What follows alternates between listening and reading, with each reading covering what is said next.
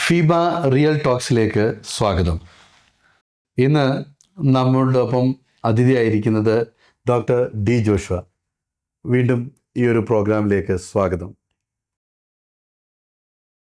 വളരെയധികം ചോദ്യങ്ങൾ നമ്മുടെ ഉള്ളിലുണ്ട്. ചോദ്യങ്ങൾ ചോദിക്കുന്നവരാണ് നമ്മൾ മനുഷ്യർ. എന്നാൽ ദ ആൻസർ എന്നൊരു വളരെ അതുപോലെ ക്വയറ്റ് ടൈം നമ്മുടെ ജീവിതത്തിൽ ദൈവസന്നിധിയിൽ വേർതിട്ട് പ്രാർത്ഥനയ്ക്ക് വേണ്ടി സമയം ചെലവഴിക്കേണ്ടതിൻ്റെ ആവശ്യം. യുവ ലോകം ഒരു അവലോകനം, കൈത്തിരി എന്ന് പറയുന്ന ഒരു ബുക്ക്, അതുപോലെ മിഷനെ പറ്റിയുള്ള ബുക്ക്, 5ലധികം ബുക്കുകൾ എഴുതി. ഇനിയും ബയോഗ്രഫിയൊക്കെ സാറ് തയ്യാറാക്കിക്കൊണ്ടേയിരിക്കുന്നു. അതോടൊപ്പം തൻ്റെ സെക്യുലർ വിദ്യാഭ്യാസത്തിൽ സ്കോളർഷിപ്പോടുകൂടി പാസ്സായി. അത് ചെറുപ്പത്തിൽ തന്നെ വളരെ കാര്യങ്ങൾ പഠിക്കുവാൻ വളരെ താല്പര്യവും മാതാപിതാക്കളുടെയൊക്കെ ഒരു വലിയ സ്വപ്നവുമായിരുന്നു. താൻ ലെക്ചററായി കൊല്ലം ഫാത്തിമ കോളേജിൽ ഇംഗ്ലീഷ് ലെക്ചററായിട്ട് വർക്ക് ചെയ്തു. IAS എക്സാം, റിട്ടൺ എക്സാം അന്നത്തെ കാലത്ത് എഴുതുവാനിടയായി. ഇന്ന് ഡോക്ടർ ഡി ജോഷുവ നമ്മോട് പറയുന്നത് തീർച്ചയായിട്ടും ഈ ഒരു സെക്കുലർ ലൈഫിൽ എങ്ങനെയാണ് തൻ്റെ ജീവിതം, പഠനം, ഇതൊക്കെ താൻ തിരഞ്ഞെടുത്തത്, അതിനൊക്കെ എങ്ങനെയായിരുന്നു സമയം കണ്ടെത്തിയത്, അതിൻ്റെ ഇമ്പോർട്ടൻസ് എന്തൊക്കെയാണ്? സമയത്തിൻ്റെ പ്രാധാന്യം വളരെ ചെറുപ്പത്തിലേ ഞാൻ മനസ്സിലാക്കിയിരുന്നു. വായിച്ചും അറിഞ്ഞും അനുഭവിച്ചും മനസ്സിലാക്കിയ കാര്യമാണ് ഒന്ന്. പിന്നെ ജീവിതം വിജയിക്കണമെങ്കിൽ അത് ഹിന്ദു ആയാലും മുസ്ലിം ആയാലും ക്രിസ്ത്യാനി ആയാലും കഠിന അധ്വാനം അത്യാവശ്യമാണെന്ന് ഞാൻ മനസ്സിലാക്കി. പ്രിസ്പിറേഷൻ 90%-നും 1% ഇൻസ്പിറേഷനും ഐൻസ്റ്റീനോ മറ്റോ പറഞ്ഞിട്ടുണ്ട്. അതുകൂടാതെ പഠനം ഒരു തപസ് പോലാണെന്ന് ഞാൻ മനസ്സിലാക്കിയിട്ടുണ്ട്. ചുമ്മാതെ ഉഴപ്പി പഠിച്ചാൽ ഒന്നും രക്ഷയില്ല. ഒരു 100 മാർക്ക് വാങ്ങിക്കാൻ 100 ശ്രമിച്ചാൽ 80 75 ഒക്കെ കിട്ടും. 50 മാർക്കോ അല്ലെങ്കിൽ 40 മാർക്കിന് ശ്രമിച്ചാൽ ചിലപ്പോൾ 35 പോകും. അതുകൊണ്ട് മാക്സിമം IASന് വേണ്ടി ശ്രമിക്കുക. എനിക്ക് തോന്നുന്നു ഞാൻ ഏറ്റവും അധികം മാർക്ക് വാങ്ങിച്ചത് PhDയുടെ അതിലാണ്. PhDയുടെ മാർക്ക് അങ്ങനെ പറയുന്നതല്ല, പക്ഷേ എൻ്റെ ഗൈഡ് എന്നെ വളരെ സ്നേഹിക്കുന്നതായതുകൊണ്ട് അദ്ദേഹം മാർക്ക് എന്നോട് പറഞ്ഞു. 70-ന് മേളിൽ 80 മറ്റോ മാർക്ക് എനിക്ക് PhDക്ക് ഉണ്ടായിരുന്നു. അപ്പോൾ എൻ്റെ ആഗ്രഹമായിരുന്നു ക്ലാസ്സിലെ ബെസ്റ്റ് സ്റ്റുഡൻ്റാണ്. അങ്ങനെ MAക്ക് ഞാൻ ബെസ്റ്റ് സ്റ്റുഡൻ്റായി. ഈ 80-ന് അടുപ്പിച്ച മാർക്ക് കിട്ടണമെന്ന് എൻ്റെ ജീവിതത്തിലൊരു ആഗ്രഹമായിരുന്നു. PhDക്ക് അത്രത്തോളം നല്ല രീതിയിൽ അത് PhD എടുക്കാൻ എനിക്ക് സാധിച്ചു. അപ്പോൾ ഇതെല്ലാത്തിനും ഉപരിയായി ഫിലിപ്പിയർ 4:13 എന്നെ ധൈര്യപ്പെടുത്തിയത്. ഞാനൊരു ചെറിയ വീട്ടിൽ 12 വിളക്കിൻ്റെ മുമ്പിൽ ഇരുന്നാണ് പഠിച്ചത്. MA വരെയും പഠിച്ചത് ഇലക്ട്രിസിറ്റി ഇല്ലാത്തൊരു വീട്ടിലാണ്. പക്ഷേ ഫിലിപ്പിയർ 4:13 ഞാൻ പഠിച്ചൊരു വാക്യം, അതെൻ്റെ ജീവിതത്തിൻ്റെ ഒരു മോട്ടോ വാക്യമാണ്. I can do all things through Christ who strengtheneth me. എന്നെ ശക്തനാക്കുന്ന മോഹന്തരം ഞാൻ സകലത്തിനും മതിയാകുന്നു. ഒരു വാക്യം കൂടി എൻ്റെ ജീവിതത്തിൽ ഒരു മോട്ടോ ആയിട്ട് ഞാൻ എടുത്തിട്ടുണ്ട്. അത് ലൂക്കോസ് 1:37, വിത്ത് God nothing shall be impossible. ദൈവത്താൽ ഒരു കാര്യവും അസാധ്യമല്ല. അത് IAS ആയാലും ശരി, MA ആയാലും ശരി, നേപ്പാളിൽ മല കയറുന്നതായാലും ശരി, കാശ്മീരിലെ മഞ്ഞ് ഉരുകുന്ന ആ രാജ്യത്തായാലും ശരി, അതല്ല ICPFൻ്റെ കാഠിന്യമേറിയ കോളേജ് വിദ്യാർത്ഥികൾ, ലോകത്തെ ഏറ്റവും പ്രയാസമുള്ള ഒരു ഗ്രൂപ്പാണ് അഡോളസൻസ്. ആ ഗ്രൂപ്പിൻ്റെ ഇടയിൽ പ്രവർത്തിക്കുന്നത് ആൾമോസ്റ്റ് ഇമ്പോസിബിളാണ്. പക്ഷേ with God nothing shall be impossible. Okay, അഡോളസൻസിനെ പറ്റി ഡോക്ടർ പറയുകയാണ്. അഡോളസൻസ് എന്ന് പറയുന്നത് 12 വയസ്സ് മുതൽ 18 വയസ്സ് വരെയുള്ള ഒരു കാലഘട്ടത്തെയാണ് യൗവനം എന്ന് പറയുന്നത്. അവർ ശരിക്കും ഒത്തിരി ഹൂ ആമായി എന്ന് പറയുന്ന ഒരു ഐഡൻറ്റിറ്റി ക്രൈസിസ് ആയിരിക്കും അവിടെ. ഒത്തിരി ചോദ്യങ്ങളുള്ളൊരു സമയമാണ്. ഈ അഡോളസൻസിനെ പറ്റി സംസാരിക്കുമ്പോൾ ഇന്നിപ്പം ആളുകൾ കൂടുതൽ പറയുന്നത് ജെൻസീസിനെ പറ്റിയാണ്. അത് ആ ഒരു തലമുറയിൽ അപ്പോൾ കൂടുതൽ ആൾക്കാർ പറയുകയൊക്കെ ചെയ്യുന്നു. 25 വയസ്സ് വരെയുള്ള ആളുകളെ പറ്റി പറയുന്നുണ്ട്. അഡോളസൻസിനെ പറ്റിയുള്ള ഒരു ബേർഡൻ ഉണ്ടാകുമോ, അല്ലെങ്കിൽ അവരെ പറ്റി ഓർക്കുമ്പോൾ എന്താണ് ഡോക്ടർ മനസ്സിലാക്കി? എനിക്ക് വളരെ ഇൻട്രസ്റ്റ് ഉള്ള ഒരു ഗ്രൂപ്പാണ് അഡോളസൻസ്. എനിക്ക് 62 വയസ്സുള്ളപ്പോഴാണ് ഞാൻ PhD എടുത്തത്. അഡോളസൻസിൻ്റെ ഇടയിലുള്ള പ്രവർത്തനങ്ങളൊക്കെ ഒരുവിധം വൈൻഡപ്പ് ചെയ്തുകൊണ്ടിരിക്കുന്ന സമയത്താണ് ഞാൻ അഡോളസൻസിനെ മനസ്സിലാക്കാൻ തുടങ്ങിയത്. നല്ലപോലെ മനസ്സിലാക്കാൻ തുടങ്ങിയത്. അഡോളസൻസ് എന്ന് പറയുമ്പോൾ 12നും 18 വയസ്സ് കർത്താവിൻ്റെ ദാസൻ പറഞ്ഞല്ലോ, 13 മുതൽ 19 അത് ടീനേജ്. ഈ കാലഘട്ടം ഒരു സുവർണ കാലഘട്ടമാണ്, വളരെ സാധ്യതയുള്ള കാലഘട്ടമാണ്. എന്നാൽ James Hobbs, director of Family Focus USA, അദ്ദേഹം പറയുന്നൊരു വാചകം അഡോളസൻസിയെ കുറിച്ച് പറയുന്നത്, it's a turbulent journey in a troubled sea. ഇളകി മറിയുന്ന സമുദ്രത്തിലെ ഒരു ഇളകി മറിഞ്ഞ ജീവിതമാണ് യൗവനകാലം. സാധ്യതയുള്ള കാലഘട്ടമാണ്, ബ്യൂട്ടിഫുള്ളായ സൗന്ദര്യമുള്ള കാലഘട്ടമാണ്, വസന്ത കാലഘട്ടമാണ്. എന്നാൽ സ്ലിപ്പറിയാണ്, എനർജറ്റിക് ആയിട്ടുള്ള തെറ്റിപ്പോകാവുന്നൊരു കാലഘട്ടമാണ്, ഡേഞ്ചറസ്, ചതിക്കുഴികളിൽ വീഴാവുന്നൊരു കാലഘട്ടമാണ്. അനേക ചെറുപ്പക്കാർ തെറ്റിപ്പോയ കാലഘട്ടം ഈ 12നും 18 ഇപ്പോഴും തെറ്റിപ്പോകുന്നൊരു കാലഘട്ടമാണ്. മാതാപിതാക്കൾ ഏറ്റവും അധികം ശ്രദ്ധിക്കേണ്ട, ഈവൻ ജോലിയുള്ള അമ്മമാർ ഒരു 3-4 വർഷം ലീവ് എടുത്താലും ഈ കാലഘട്ടത്തിലെ കുഞ്ഞുങ്ങളെ പ്രത്യേകം ശ്രദ്ധിക്കണം. അവരുടെ കുറ്റമല്ല, അവർ തെറ്റിപ്പോവും. അവരെ തെറ്റിക്കാൻ കൂട്ടുകാരുണ്ട്. പലവിധമായ പാപങ്ങൾ, ഹോമോസെക്ഷുവാലിറ്റി ആയാലും പ്രീമാരിറ്റൽ സെക്സ് ആയാലും, ഇതെല്ലാം പഠിക്കുന്നത് ഈ കാലഘട്ടത്തിലാണ്. അത് പ്രത്യേകിച്ച് ചെറുപ്പക്കാർ വഴിതെറ്റിക്കാൻ വേണ്ടി തന്നെ ചില ചെറുപ്പക്കാർ ജീവിച്ചിരിപ്പുണ്ട്. അതുകൊണ്ട് വളരെ സൂക്ഷിക്കേണ്ട ഒരു കാലഘട്ടമാണ്. എന്നാൽ വില്യം വേർഡ്സ്വർത്ത്, അതുപോലെ തന്നെ D.L. മോഡി, സ്പർജൻ, ഇവരൊക്കെ ടീനേജിൽ ഈ അഡോളസൻസിൽ തന്നെ പ്രസംഗിച്ചു തുടങ്ങി, കവിതകൾ എഴുതി തുടങ്ങി. വലിയ വലിയ സാധ്യതകൾ തെളിയിച്ച ആളുകൾ ഈ പ്രായത്തിൽ ഉണ്ടായിട്ടുണ്ട്. അതുകൊണ്ട് ഈ പ്രായത്തെ നമ്മൾ ഒരിക്കലും ഇഗ്നോർ ചെയ്യരുത്. നമ്മുടെ ചർച്ചിന് പറ്റിയിരിക്കുന്നൊരു ചർച്ച് യൂത്തിന് പ്രാധാന്യം കൊടുക്കണമെന്ന് പറഞ്ഞ് യൂത്തിന് ഇപ്പോൾ എഴുതാൻ പ്രാധാന്യം കൊടുക്കുന്നു. യൂത്ത് എന്ന് ഞാൻ പറയുമ്പം 20-നും 40-ഉം വയസ്സ്. ഇപ്പം ആളുകൾ പറയുന്ന 50 വരെ യൂത്താണെന്ന്. എന്തോ ആയിക്കോട്ടെ, 20-നും 50-നും ആയിക്കോട്ടെ, അതിന് കുറേ ശ്രദ്ധ ചർച്ചകൾ കൊടുക്കുന്നുണ്ട്, അതിനായി സ്തോത്രം.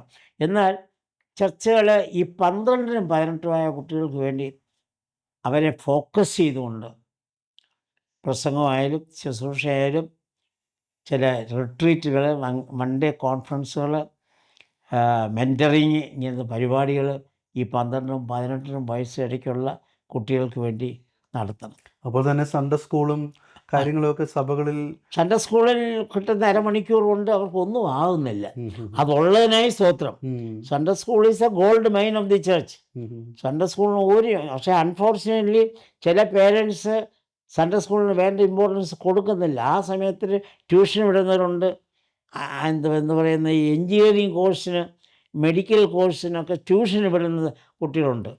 അങ്ങനെ പോകുന്ന കുട്ടികൾ ഒരു പക്ഷേ പാസ്സായെന്നിരിക്കുക, എനിക്ക് അറിഞ്ഞുകൂടാ. പക്ഷേ അവരുടെ ഫ്യൂച്ചർ എത്രത്തോളം മനോഹരമായിരിക്കുമെന്ന് ഒരു ദൈവദാസൻ എന്ന നിലയിൽ എനിക്ക് ഭയങ്കര സംശയമുണ്ട്.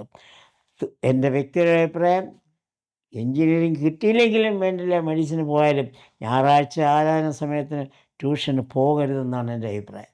പോകാത്തവരെ ദൈവം ഭയങ്കരമായി ശിക്ഷിക്കുകയോ ഇല്ലയെന്ന് എനിക്ക് അറിഞ്ഞില്ല.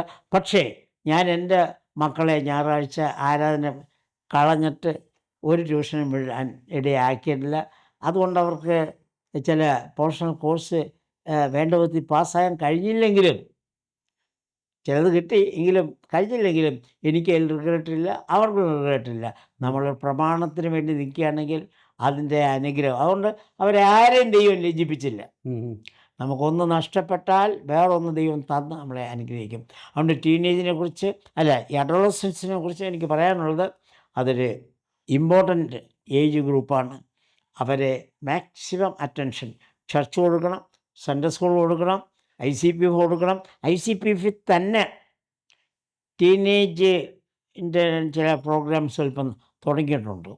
അത് വളരെ ആവശ്യമാണ്. ഈ PBS തന്നെ എല്ലാവരെയും ഉൾപ്പെടും. ടീനിന് വേണ്ടി വേറെ പ്രോഗ്രാം, ടീൻസ് ക്യാമ്പുകൾ ICPF നടത്തുന്നുണ്ട്, വേറെയും ചിലരൊക്കെ നടത്തുന്നുണ്ട്. അത് വളരെ ആവശ്യമാണ്. ടീൻ ചലഞ്ച് ആവശ്യമാണ്, അഡോളസൻ ചലഞ്ച് ആവശ്യമാണ്. അതുകൊണ്ട് ഈ ഇൻ്റർവ്യൂവിൽ എനിക്ക് ഊന്നി പറയാനുള്ളൊരു കാര്യം, take maximum attention upon adolescents, girls and boys of 12 to 18. They are very, very important. Take maximum attention. പെന്തിക്കോസ് എന്ന് പറയുമ്പോൾ പെന്തിക്കോസ് സഭ ഒരു അച്ചാച്ചന്മാരും അമ്മമ്മമാരുടെയും ഒരു പ്രസ്ഥാനമായി മാറിക്കൊണ്ടിരിക്കുന്നതുകൊണ്ട് കുട്ടികൾ അവഗണിക്കപ്പെടുന്നു തന്നെ ഞാൻ പറയുകയാണ്. കുറേ കൂടി അറ്റൻഷൻ വേണമെന്ന് ഞാൻ നിങ്ങളെ കാല് പിടിച്ച് അപേക്ഷിക്കുകയാണ്. അപ്പോൾ തന്നെ ഈ ഒരു കാലഘട്ടം വളരെ പ്രഷ്യസ് ആയിട്ടുള്ളൊരു സമയമാണ്. കുട്ടികൾ 10ാം ക്ലാസ്സിൽ അല്ലെങ്കിൽ സൺഡേ സ്കൂളിലൊക്കെ വളരെ 10ാം ക്ലാസ് വരെയൊക്കെ പോകും. പക്ഷേ കോളേജിൽ പോകുമ്പോൾ അവർ മറ്റ് പ്രൊഫഷണൽ കോഴ്സുകളിലേക്ക് മുന്നോട്ട് പോകുമ്പോൾ എല്ലാവരും അല്ല, കുറച്ചെങ്കിലും ആളുകൾ തെറ്റിപ്പോകാറുണ്ട്. ഈ ഒരു സമയത്ത് അവരെ തെറ്റിക്കാൻ തന്നെ മുമ്പേ പറഞ്ഞതുപോലെ ചില ആളുകൾ ഉണ്ടായിരിക്കാം. അഥവാ ഒരു തെറ്റ് സംഭവിച്ചു അല്ലെങ്കിൽ എന്തെങ്കിലും ഒരു മിസ്റ്റേക്ക് ഉണ്ടായെങ്കിൽ തിരിച്ചു വരാൻ ഒരു അവസരം അവർക്കില്ലേ? ഉണ്ട്. അവരെ എങ്ങനെയാണ് നമ്മൾ ആ ഒരു കാര്യത്തിൽ നമ്മൾ അവരെ സഹായിക്കണം? എത്ര തെറ്റിപ്പോയാലും നമ്മൾ ഈ അഡോളസൻസുകാരോട് കരുണയോട് ഇടപെടണം. ഞാനൊരു പിതൃഹൃദയമുള്ള മനുഷ്യൻ, 82 വയസ്സുള്ള മനുഷ്യനായതുകൊണ്ടായിരിക്കാം അവരോട് ക്ഷമിക്കുക തന്നെ വേണം. എന്നിട്ട് അവരെ ചേർത്ത് കൊള്ളണം. അവർക്ക് കോൺഫിഡൻസ് വീണ്ടും മടക്കി കൊടുക്കുന്ന രീതിയിൽ അവരോട് ഇടപെടണം. ഒന്നാമത് ഏത് പ്രായത്തിലുള്ളവരും, പ്രത്യേകിച്ച് ഈ ജനറേഷൻ ഗ്യാപ്പ് കുറവുള്ളവർ അഡോളസൻസ് ആയിട്ടുള്ളവരോട് സംസാരിക്കണം. ടേക്ക് ടൈം അവരോട് ഇൻറ്ററാക്ട് ചെയ്യണം. 1. 2, അവരുമായിട്ടുള്ള ഫ്രണ്ട്ഷിപ്പ് മുതിർന്നവർ എടുക്കണം. അത് സ്ട്രെയിൻ കാണും. ചിലപ്പോൾ അവർ നമ്മളെ ഇപ്പോഴത്തെ ഞങ്ങളെപ്പോലുള്ളവരെ അവഗണിച്ചെന്നിരിക്കും. എങ്കിലും നമ്മൾ താന്നിറങ്ങി അവരോട് ഇടപെടാൻ ശ്രമിക്കണം. എന്നേക്കാൾ കുറച്ചും കൂടി പ്രായം കുറവുള്ളവർ തീർച്ചയായും വലിയ പ്രയാസമില്ലാതെ അവരോട് ഫ്രണ്ട്ഷിപ്പ് ഉണ്ടാകും. ആദ്യം അവർക്ക് വേണ്ടി പ്രാർത്ഥിക്കുക, പേര് പറഞ്ഞ് ഫോക്കസ് ചെയ്ത് അവർക്ക് വേണ്ടി പ്രാർത്ഥിക്കുക. Number 2, make friends with them, interact with them. 3, of course കാര്യത്തിലോട്ട് കടക്കുക. അവരെ എങ്ങനെ രക്ഷയിലേക്ക് നയിക്കേണ്ടവർ രക്ഷയിലേക്ക് നയിക്കുക, രക്ഷിക്കപ്പെട്ടവർ സ്നാനപ്പെട്ടവരെ ഡിസൈപ്പിൾഷിപ്പിലേക്ക് നയിക്കണം. ഇന്നെല്ലാവരും രക്ഷിക്കപ്പെട്ടു, സ്നാനപ്പെട്ടോ, അഭിഷേകം പ്രാപിച്ചു, ഇനി ആത്മഹത്യ ചെയ്യണോ എന്നവർ ചിലപ്പോൾ തിരിച്ച് ചോദിക്കും. അങ്ങനെ ചോദിക്കേണ്ടവരത് അവർ രക്ഷിക്കപ്പെട്ട് സ്നാനപ്പെട്ട് അഭിഷേകം പ്രാപിച്ച് അത് ബേസിക്കായ കാര്യങ്ങളാണ്. അവർ ഡിസൈപ്പിൾസാണ്. അപ്പോൾ ഡിസൈപ്പിൾഷിപ്പിൻ്റെ ബേസിക് ലെസൺസ് അവരെ പഠിപ്പിക്കണം. അതിനുള്ള സംവിധാനം ചർച്ചിലുണ്ടാകണം. ചർച്ചിൻ്റെ ആരാധന ഈ ഡിസൈപ്പിൾഷിപ്പ് പ്രസംഗിച്ച ആളുകൾ ഉറങ്ങും. ആളുകൾ വരുന്നതെല്ലാം എന്തെങ്കിലും ഒരു ആശ്വാസത്തിന് വേണ്ടി വരുന്നതുകൊണ്ട് ആശ്വാസത്തിൻ്റെ പ്രസംഗങ്ങളായിരിക്കും അവർക്കിഷ്ടം. എന്നാൽ ബൈബിൾ ക്ലാസ്സിലൂടെയോ സ്പെഷ്യൽ ക്ലാസ്സിലൂടെയോ ഡിസൈപ്പിൾഷിപ്പ് വരെ പഠിപ്പിക്കണം. ICPF ഡിസൈപ്പിൾഷിപ്പിന് വളരെ പ്രാധാന്യം കൊടുക്കണം. ഇവാഞ്ചിക്കൽ യൂണിയൻ ഇന്നും തകർന്നു പോകാതെ അത് മുന്നോട്ട് പോകുന്നതിൻ്റെ ഒരു കാര്യം EUൻ്റെ ഒരു പ്രധാന കാരണം ഡിസൈപ്പിൾഷിപ്പിന് ഒരു പ്രാധാന്യം കൊടുക്കുന്നുണ്ടാണ്. ക്യാമ്പസ് ക്രിസ്ത്യനേക്കാളും ICPF ഡിസൈപ്പിൾഷിപ്പിന് പ്രാധാന്യം കൊടുക്കുന്നുണ്ട്. എങ്കിൽ ചിലപ്പോൾ എനിക്ക് തോന്നാറുണ്ട് EUയിൽ കൊടുത്ത അത്രയും ഊന്നൽ ഉണ്ടോ എന്ന് ചിലപ്പോൾ സംശയം തോന്നിയിട്ടുണ്ട്. എന്നാൽ ഡിസൈപ്പിൾഷിപ്പിന് പ്രാധാന്യം കൊടുക്കുന്നുണ്ട്. എല്ലാ ക്യാമ്പിലും ഡിസൈപ്പിൾഷിപ്പ് ഒരു 1ഓ 2ഓ ക്ലാസ് ഉണ്ട്. അപ്പോൾ നമ്മുടെ അഡോളസൻസിന് ഡിസൈപ്പിൾഷിപ്പ് പഠിപ്പിക്കണം. അപ്പോൾ രക്ഷിക്കപ്പെട്ടുകൊണ്ടായില്ല. 600 റെഫറൻസ് ഉണ്ട് വിശുദ്ധിയെക്കുറിച്ച്. അപ്പം വിശുദ്ധിയെക്കുറിച്ചും സാങ്ക്ടിഫിക്കേഷൻ, ജസ്റ്റിഫിക്കേഷൻ, സാങ്ക്ടിഫിക്കേഷൻ, ഗ്ലോറിഫിക്കേഷൻ, ഇതെല്ലാം ബൈബിൾ ക്ലാസ്സിൻ്റെ ഇമ്പോർട്ടൻസും വളരെ പ്രധാനമാണ്. എല്ലാ സെൻറ്റേഴ്സിലും ബൈബിൾ ക്ലാസ് നടത്തുന്നതിൽ നമ്മളെല്ലാവരും ഉത്സാഹപ്പെടുക്കണം. ഇത്രയും എനിക്ക് അഡോളസൻസിനെ കുറിച്ച് പറയാനുള്ളൂ. ഓക്കെ, തീർച്ചയായിട്ടും വളരെ ശ്രദ്ധിക്കേണ്ടതും നാം ഈ കാലഘട്ടത്തിൽ മറന്നു പോകുന്നതുമായിട്ടുള്ള ഒരു കാര്യമാണിത്. ഇത് നാം ഓർത്ത് അവരുടെ ഒരു പ്രഷ്യസ് ആയിട്ടുള്ള ടൈം അവരെ ഡയറക്റ്റ് ചെയ്യുവാൻ മെൻറ്റേഴ്സ് പോലെ, ഒരു സുഹൃത്തിനെ പോലെ അവരുടെ ആവശ്യങ്ങൾ പങ്കുവയ്ക്കുക. എന്ത് കാര്യവും ഉണ്ടെങ്കിൽ എനിക്ക് എൻ്റെ ആ ഫ്രണ്ടിനോട് ഓടിച്ചെന്ന് പറയാമെന്നുള്ളൊരു കോൺഫിഡൻസ് അവരിൽ ഉണ്ടാക്കിയെടുക്കുമ്പോൾ തീർച്ചയായിട്ടും ഈ സമ്മർദ്ദങ്ങളെ അതിജീവിക്കുവാൻ അവർക്ക് കഴിയുമെന്നുള്ളതാണ്. സാറിൻ്റെ ബുക്കിൽ സാർ ഏറ്റവും അധികം പറഞ്ഞിട്ടുള്ള ആൻസർ എന്ന് പറയുന്നത് ദ ആൻസർ എന്ന് പറയുന്നൊരു ബുക്ക് എഴുതിയിട്ടുണ്ട്. ഈ ഒരു കാലഘട്ടം ഒത്തിരി ചോദ്യങ്ങൾ അവർക്കുണ്ട്. ആ ആൻസർ ദ ആൻസർ എന്ന് പറഞ്ഞ് എഴുതിയ ബുക്ക് എന്തായിരുന്നു അതിനെപ്പറ്റി? അപ്പം ഈ കുട്ടികളെ മനസ്സിൽ ഉണ്ടോ, അതോ ഈ വായിക്കുന്ന ആളുകൾ ആരായിരുന്നു, ആർക്ക് വേണ്ടിയായിരുന്നു? ആ ബുക്ക് വാസ്തവത്തിൽ സെക്കുലറായിട്ടുള്ള വിഷയങ്ങളും സ്പിരിച്വൽ വിഷയങ്ങളും ചേർന്നൊരു ബുക്കാണ്. അതിലൊരു നല്ല ഒരു 20-30% articles youth, the glory of the യൂത്തിൻ്റെ ഉദാഹരണത്തെക്കുറിച്ചുള്ള ആർട്ടിക്കിൾസും ക്രൂശിൻ്റെ സ്വാധീനം, ഇങ്ങനത്തെ കാര്യങ്ങളാണ്. ആ ബുക്ക് അവസാനത്തെ ഒരു ചാപ്റ്ററാണ് the answer is always simple എന്നൊരു ചാപ്റ്ററുണ്ട്. അവിടെ ലോകത്ത് എന്തെല്ലാം പ്രശ്നമുണ്ടെങ്കിലും ക്രിസ്തു അതിനെല്ലാത്തിനും ഉത്തരമായി എങ്ങനെ വരുന്നു എന്ന് ആ അധ്യായത്തിൽ 2 പേജ് എഴുതിയിട്ടുണ്ട്. എനിക്ക് ബാക്കിയുള്ള ആർട്ടിക്കിളെല്ലാം ക്രോസിൻ്റെ മഹത്വവും ഉയർത്തെഴുന്നേറ്റ ക്രിസ്തുവിൻ്റെ പ്രസൻസ്, സ്വാധീനം, ഇതെല്ലാം ആ ബുക്കിനകത്തുണ്ട്. ഈ ഒരു കാലഘട്ടം എക്സ്പെക്റ്റേഷൻസിൻ്റെ കാലഘട്ടമാണ്. ഇത് മക്കൾക്കായാലും മാതാപിതാക്കൾക്കായാലും അവരെ പറ്റി ഭയങ്കര എക്സ്പെക്റ്റേഷനാണ്. പരീക്ഷകൾ ജയിക്കണം, ഒന്നാമതാകണം, ബെസ്റ്റ് ആകണം. പക്ഷെ ചിലപ്പോൾ നമ്മൾ മറന്നു പോകുന്നൊരു കാര്യം, എന്തെങ്കിലും ഒരു പരാജയം ഉണ്ടായാലും അല്ലെങ്കിൽ എന്തെങ്കിലും ഒരു കാര്യത്തിൽ നമ്മുടെ എക്സ്പെക്റ്റേഷൻ സാധിക്കാതെ അതിനെ അതിജീവിക്കുന്നത് എങ്ങനെയാണ് എന്ന് പറഞ്ഞു കൊടുക്കുന്നത് പലപ്പോഴും നമ്മൾ പരാജയപ്പെട്ടിട്ടുണ്ട്. സാറിൻ്റെ ജീവിതാനുഭവത്തിൽ IASന്റെ ആ ഒരു റിട്ടൺ എക്സാം 800 പേരിൽ പാസ്സായി. അപ്പോൾ പെട്ടെന്ന് അടുത്തൊരു സ്റ്റേജിലോട്ട് പോയപ്പോഴത്തേന് ചില കാര്യങ്ങളിൽ ബുദ്ധിമുട്ടുണ്ടായി. ആ കാര്യത്തെ എങ്ങനെയാണ് അതിജീവിച്ചത്? ഞാൻ MA വരെ ഒരു ക്ലാസ്സും തോറ്റില്ല. എന്നാൽ IASന്റെ തോൽവി പ്രയാസമായിട്ട് തോന്നി. ഞാനും സ്വപ്നം കൊണ്ട് ഡെഹ്റാഡൂണിൽ പോയി ട്രെയിനിങ് എടുക്കുന്നു, അസിസ്റ്റൻറ്റ് കളക്ടറാകുന്നു, GP പോകുന്നു, എൻ്റെ ഇപ്പുറത്തെ എൻ്റെ ഭാര്യ ഇരുത്തിക്കൊണ്ട് ഞാൻ വണ്ടി ഓടിക്കുന്നു, എല്ലാം സ്വപ്നം കണ്ടു. ആ സ്വപ്നം എല്ലാം തകർന്നു കഴിഞ്ഞാൽ ഒരു ആവറേജ് മലയാളി ആത്മഹത്യ ചെയ്യാറുണ്ട്. പക്ഷേ ഞാനത് ചെയ്തില്ല. കാരണം ക്രിസ്തു എന്നിൽ വസിക്കുന്നു. ഞാൻ ആ തോൽവിക്ക് ശേഷമാണ് എൻ്റെ ജീവിതത്തിലെ ഭയങ്കരമായ വിജയങ്ങളെല്ലാം കൊണ്ടാടിയത്. MA എടുത്തു, MD എടുത്തു, MGH എടുത്തു, PhD എടുത്തു, വിവാഹം കഴിച്ചു, മക്കളെ തന്നു, 3 മക്കളെ തന്നു, 6 കൊച്ചുമക്കളെ തന്നു, ICPFന് വേണ്ടി ആഫ്രിക്ക ഒഴിച്ച് എല്ലാ കോണ്ടിനെൻറ്റിലും പോയി, ഇന്ത്യയിൽ 24 സ്റ്റേറ്റിൽ പോയി. ഇതെല്ലാം പോയത് ഈ പരാജയത്തിന് ശേഷമാണ്. പിന്നെ ആ പരാജയത്തെ അതിജീവിച്ച് ഞാൻ പറയാം. ഞാൻ തോറ്റുന്ന എൻ്റെ പേരില്ലെന്നറിഞ്ഞപ്പോൾ ഞാൻ പോയി മുട്ടുകുത്തി ഒരു കോറസ്, ഞാൻ പഠിച്ച ഈ ഗ്രൂപ്പിൽ പഠിച്ച ഒരു കോറസ് പാടി. Trust in the Lord and don't despair, is a friend so true, no matter what your troubles are, Jesus will see you through, sing when the day is bright, sing through the darkest night, every day all the way let us sing. തുടർന്ന് കുറച്ചും കൂടി ഉണ്ട് ആ പാട്ട്. ആ പാട്ട് പാടിയപ്പോൾ എനിക്ക് ഭയങ്കര ധൈര്യം കിട്ടി. പിന്നെ ഞാൻ IAS തോറ്റതിനെക്കുറിച്ച് ചിന്തിച്ചേ ഇല്ല. പാസ്റ്റർ PM ഫിലിപ്പ് സാർ ഇച്ചിരി കഴിഞ്ഞുടനെ ഞാനിരുന്ന അടുത്ത് വരാനിടയായി. അത് എന്നോട് ചോദിച്ചു, IAS എന്തായി? ഞാൻ പറഞ്ഞു, കിട്ടിയില്ല സാറേ, ബട്ട് പ്രൈസ് ദി ലോർഡ്. അദ്ദേഹവും പറഞ്ഞു പ്രൈസ് ദി ലോർഡ്. അപ്പോൾ അങ്ങനെ അതിജീവിച്ചു. പിന്നെ ഞാൻ ഒരിക്കലും കഴിഞ്ഞ് ദൈവം കിട്ടിയിരുന്നെങ്കിൽ നല്ല കാര്യമാണ്. കിട്ടിയാഞ്ഞുകൊണ്ട് എന്തോ മുന്തിരി പുളിച്ചിൽ അത് ഞാൻ പറയുന്നില്ല. കിട്ടിയിരുന്നെങ്കിൽ നല്ലത് തന്നെ. എന്നാലും ഞാൻ ഒരിക്കലും ഒരു സെക്കുലറായിട്ട് പോകുമെന്ന് എനിക്ക് തോന്നുന്നില്ല. എവിടെയെങ്കിലും വെച്ച് സ്റ്റോപ്പാകും. ഞാൻ മിഷൻ തന്നെ വരും എന്നെനിക്കറിയാം. എങ്കിലും IAS കിട്ടിയതിൻ്റെ വിലയുണ്ടായിരുന്നു. ഇത് കിട്ടാത്തതിൻ്റെ നഷ്ടം എനിക്കുണ്ട്. എന്നാൽ അതിൻ്റെ പേരിൽ ഞാൻ ദുഃഖിച്ചില്ല. കാരണം എന്നേക്കാൾ മിടുക്കന്മാർക്ക് റിട്ടൺ പോലും കിട്ടാത്തവരുണ്ട്. എനിക്ക് ഇത്രയും തന്നുകൊണ്ട് എനിക്ക് ചിലരെ ട്രെയിൻ ചെയ്ത് അവർ IAS കിട്ടി, അവരിപ്പം ശോഭിക്കുന്നു, ചിലർ മരിച്ചു. അപ്പോൾ എന്നെ ആ പരീക്ഷ എഴുതിപ്പിക്കാൻ ദൈവം മനസ്സ് തോന്നി. അപ്പോൾ എൻ്റെ ബുദ്ധിയെക്കുറിച്ച് എനിക്കൊരു നല്ലൊരു ചിന്ത കിട്ടി. മാത്രമല്ല ദൈവത്താൽ ഏത് കാര്യവും സാധിക്കുമെന്ന് മനസ്സിലായി. പക്ഷേ ഒരിക്കലും IAS കിട്ടിയില്ലെന്നും പറഞ്ഞ് വ്യാകുലപ്പെട്ടില്ല. കാരണം എന്നോട് ഇങ്ങോട്ട് പലരും പറയുന്നുണ്ട്, സാറ് ഒരു കളക്ടറായിരുന്നെങ്കിൽ ഇപ്പോൾ റിട്ടയർ ചെയ്ത് എവിടെയെങ്കിലും മൂലയിരിക്കും.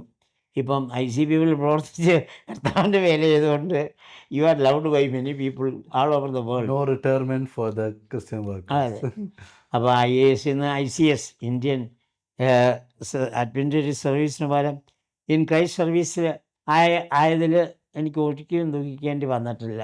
അതുകൊണ്ട് ഏത് തോൽവി വന്നാലും നാം അതിനെ ദൈവത്തിൽ അർപ്പിച്ചിട്ട് അതിജീവിപ്പാൻ ശ്രമിക്കുകയാണെങ്കിൽ ദൈവം നമ്മെ ഉന്നതങ്ങളിലേക്ക് നയിക്കും. തീർച്ചയായിട്ടും ഇന്നത്തെ ഈ ഒരു ടോക്കിൽ അഡോളസൻസ് പീരീഡ്, അത് ആ ഒരു കാലഘട്ടം വളരെ ഇമ്പോർട്ടൻ്റ് ആണ്. അതിന് കൂടുതൽ നമുക്ക് പ്രാധാന്യം കൊടുക്കാം. പരാജയങ്ങളെ പറ്റിയൊക്കെ വളരെ കൺസേൺ ഉള്ളൊരു കാലഘട്ടമാണ്. എന്നാൽ God is still writing your story, he is not at finish with you. നിങ്ങളുടെ ജീവിതത്തിൻ്റെ സ്റ്റോറി ദൈവം ഇന്നും എഴുതിയിരിക്കുകയാണ്. ദൈവമാണ് ഹീസ് ഹോൾഡിങ് യുവർ ഫ്യൂച്ചർ. നിങ്ങളുടെ പൂർണ്ണ പിക്ചർ, നിങ്ങളുടെ യഥാർത്ഥ പിക്ചർ ദൈവത്തിൻ്റെ കയ്യിലാണ്. ഒരുപക്ഷെ you are standing here with a missing piece, but God is still writing your story. So ഈ അഡോളസൻറ്റിനെ നമുക്ക് പൂർണ്ണതയിൽ അവരോടൊപ്പം നമുക്കായിരിക്കാം. ഇന്നത്തെ ഈ റിയൽ ടോക്സിൽ ഞങ്ങളോടൊപ്പം ഹൃദയം തുറന്ന് സംസാരിച്ച ബഹുമാനപ്പെട്ട ഡി ജോഷുവ സാറിനോട് പ്രത്യേകം നന്ദി റിയൽ ടോക്സിൻ്റെ പേരിൽ അറിയിക്കുന്നു. വളരെ സന്തോഷം. Thank you so much for your time.